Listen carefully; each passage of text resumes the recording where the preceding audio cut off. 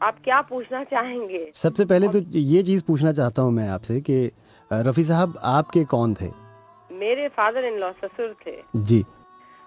मैं जो भी आपसे बात करूंगी मैं अपने एक्सपीरियंस के साथ बात करूंगी। हाँ हाँ, बिल्कुल मैं कीजिए ना। औरों का नहीं कह सकती हूँ, क्योंकि मैंने रफ़ी साहब के मेरे जो मियाँ थे अल्लाह बख्शे, वो उनके बच्चों में से मतलब एक बेटे थे, और हम उनके साथ, मैंने उनके साथ 6 साल बॉम्बे में एक ही छत के नीचे गुजारे हैं जी आप उनके। मुझे ये बताइए कि रफ़ी साहब का एक दिन कैसे गुजरता था? बहुत ही ज्यादा डिसिप्लिन इंसान थे। जैसा कि आपके मालूम है कि पुराने लोग बहुत कायदे कानून के पाबंद होते थे। सुबह से उठना, ब्रेकफास्ट के बाद खामोशी से रियाज के लिए बैठ जाना, वो एक उनका रियाज का एक अलग ही तरीका था कि गार्डन में वो कुर्सी लगा के खामोशी से बस उनकी उंगलियां और पैर की उंगलियां चलती रहती थी, और वो जो भी उनकी गाने की रिकॉर्डिंग या रिहर्सल के लिए लोग आने वाले होते थे घर पे, वो उसकी धुन बस खामोशी से गुनगुनाया करते थे। जब मैं कभी उनके पास, वो चाय का 10 बजे के करीब उनका वक्त होता था, वो एक स्पेशल चाय पिया करते थे, मसाले वाली, इलायची वगैरह मसाला डाल के। तो उनसे पूछें कि आपको डैडी चाय,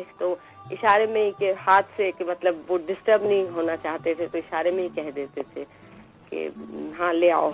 और कभी मैं हंस के पूछ लूं कि आप इस वक्त रिहर्सल, हाँ आज मेरे गाने की वो है, रिकॉर्डिंग है, तो थोड़ा बहुत उसकी रिहर्सल कर रहा था। तो इस तरह से बस वो अपने में बहुत कम बात करते थे, इशारों में बात करते थे। किसी को बुलाना भी होता था तो बस एक उनका फेवरेट वर्ड होता था क्या, कि बस क्या बोला तो मतलब समझ में आ गया हम लोगों को कि डैडी इस वक्त हमको बुला रहे हैं और कुछ कहना चाह रहे हैं। बहुत मतलब बहुत ही खामोश तबीयत के इंसान थे। अपने प्रोफेशन की बहुत कदर करते थे। उन्हें मालूम था कि भाई मेरे को जस्टिस करना है अपने प्रोफेशन के साथ, तो बात भी बहुत कम किया करते थे। खुश मिजाज इंसान थे। खाने के बहुत शौकीन थे। जानना चाहते थे कि सुबह में मैं क्या खा रहा हूँ, शाम में मैं क्या खा रहा हूँ। सुबह उठते के साथ ही पहला उनका क्वेश्चन ये होता था कि आज का खाना क्या है, दोनों वक्त का। क्योंकि वो रिकॉर्डिंग से जब आते थे तो उनको सबसे पहले जो होता था वो टेबल पे खाना लगा रहना चाहिए था। तो इस तरह से किसी भी आम इंसान की तरह बहुत सीधे इंसान थे, सिंपल इंसान थे, बहुत उसूलों के और बहुत कायदे के इंसान थे। उनकी पसंदीदा सब्जी क्या थी? क्या खाते थे शौक से, जो बहुत ज्यादा सब्जियों के शौक से? बहुत शौकीन थे।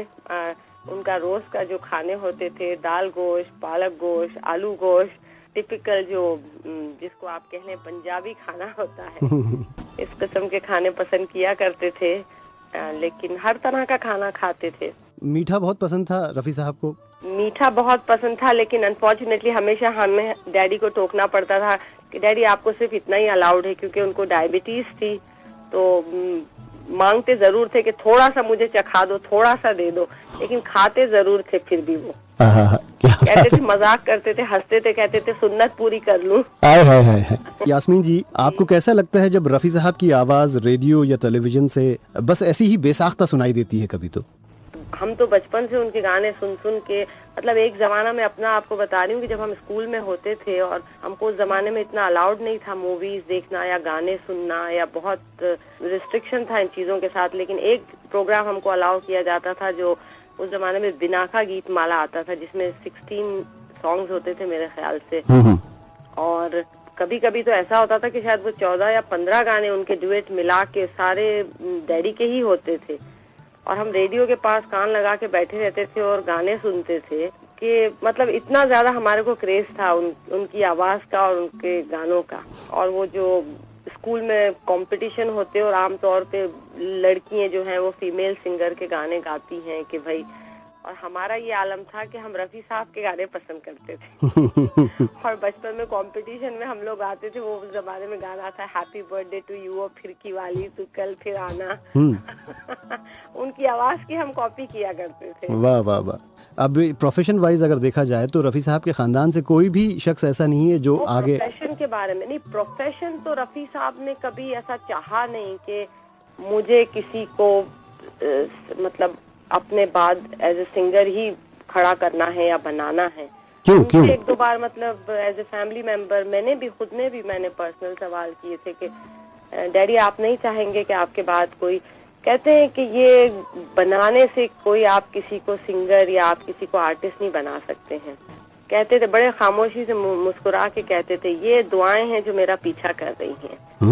कि जो आपने किस्से उनके सुने होंगे कि वो बचपन में गाते थे और फकीर के पीछे पीछे और वो फकीर देख के फिर खुद गुनगुनाते थे और उसने दुआ दी थी कि तू भी एक दिन बहुत बड़ा गाने वाला या सिंगर बनेगा। तो कहते हैं ये अल्लाह की मेहरबानी थी और दुआएं थी जो मेरा पीछा कर रही हैं। मतलब आप खुद सोचे ना कि ऐसी आवाज का मालिक होना ये अल्लाह ताला की मेहरबानी नहीं है तो क्या है।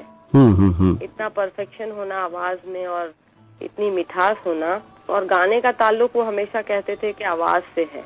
अगर गाने के बोल कितने अच्छे होंगे और म्यूजिक अच्छा होगा और अगर गाने वाले की आवाज अच्छी नहीं है तो आप गाने में वो मिठास नहीं पैदा कर पाएंगे जो होनी चाहिए। जी बिल्कुल सही कहा आपने। मेरे ख्याल से यही वजह रही होगी कि उन्होंने कभी किसी बच्चे को इस चीज में डालना नहीं चाहा, क्योंकि उन्होंने वो टैलेंट नहीं पाया होगा बच्चों में या वो आवाज नहीं देखी होगी या बच्चों ने भी कभी मेरे ख्याल से इंटरेस्ट नहीं लिया होगा। यास्मीन जी, आप कुछ एक ऐसी चीज बताइए, एक दो चीज ऐसी बताइए रफ़ी साहब से मुताल्लिक, उनसे जुड़ी ऐसी चीज जो कि आम लोग बिल्कुल नहीं जानते, बिल्कुल अनोखी चीज उनसे रिलेटेड।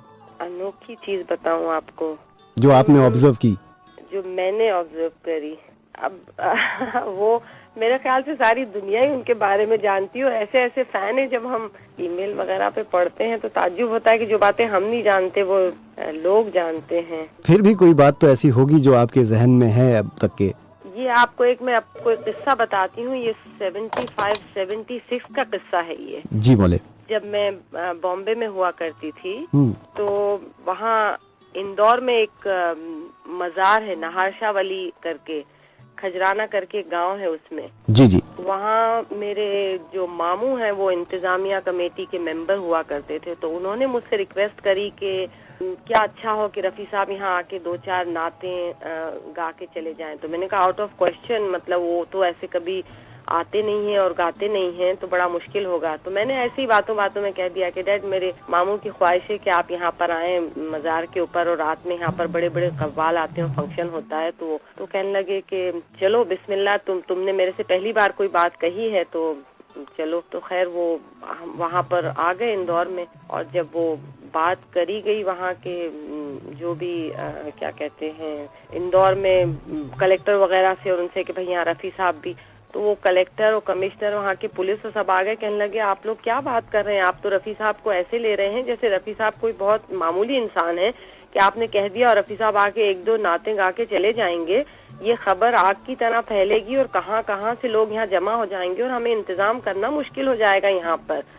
किस तरह से हम इंतजाम कर पाएंगे यहाँ पर, और हम तो आपको इजाजत नहीं देंगे क्योंकि ये बहुत रिस्क लेने वाली बात है। तो खैर वो तो इजाजत नहीं मिल सकी। कहने लगे आप पहले से इंतजाम करते तो बात अलग थी। तो फिर खैर घर में फिर रफ़ी साहब ने रात भर नाते और वो जो भी उनकी गाने थे जो घर वालों ने फरमाइशें करी वो शामियाना लगा और घर वालों के लिए उन्होंने जो सारे घर वालों की फरमाइश जो थी, वो ख्वाहिश जो थी वो पूरी हो गई, जो कभी वो सुनना चाहते थे और कभी सुन नहीं पाए थे। तो वो सबका दिल का जो अरमान था वो दिन पूरा हो गया। क्या बात है, क्या मजा आया सबको। जी जी। तो मैं भी एक नात सुनाता हूँ रफ़ी साहब की हमारे सुनने वालों को। ये बताइए कि नॉर्मल दिन में क्या क्या होता था, वो घर पे अगर रहते थे तो कैसे रहते थे? जैसा कि मैंने अर्ज किया आपसे कि मतलब उनकी मसरूफियत, एक जमाना ऐसा मतलब हमने उनका देखा है कि उनकी एक दिन में 4-4, 6-6, 8-8 रिकॉर्डिंग भी होती थी और सुबह से लोग आते थे, रिहर्सल हो रही है, सुबह एक म्यूजिक डायरेक्टर के साथ है तो दोपहर को अलग है, तो लेट आफ्टरनून में अलग है,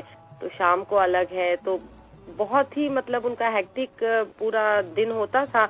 उसके बीच में फिर वो नेचुरली घर में पोता पोतियों के साथ, नवासा नवासियों के साथ थोड़ा बहुत वक्त गुजारते थे, खेलना, उनके साथ बैठना।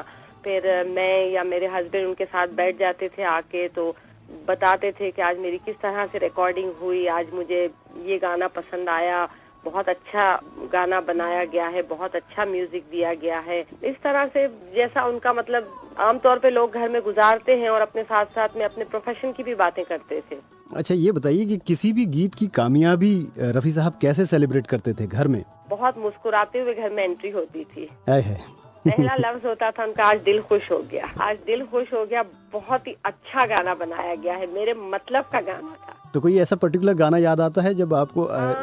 पर्टिकुलर एक तो रिकॉर्डिंग करके आए थे, हम तो चले परदेसी हो गए। वो मुझे पर्टिकुलर इंसिडेंट याद है कि जिस दिन वो घर में एंट्री हुई, खुश हो गया, क्या गाना बनाया था और क्या गाना हुआ है आज। और फिर हमको गा के गुनगुना के, जो आमतौर पे वो कभी करते नहीं थे, तो उन्होंने ये गाने की थोड़े से 2-4 लाइन गा के सुनाई और कहा कि आज दिल खुश हो गया ये गाना गा के। ऐसा करते हैं यास्मीन जी कि यही गाना मैं हमारे सुनने वालों को भी सुनाता हूँ।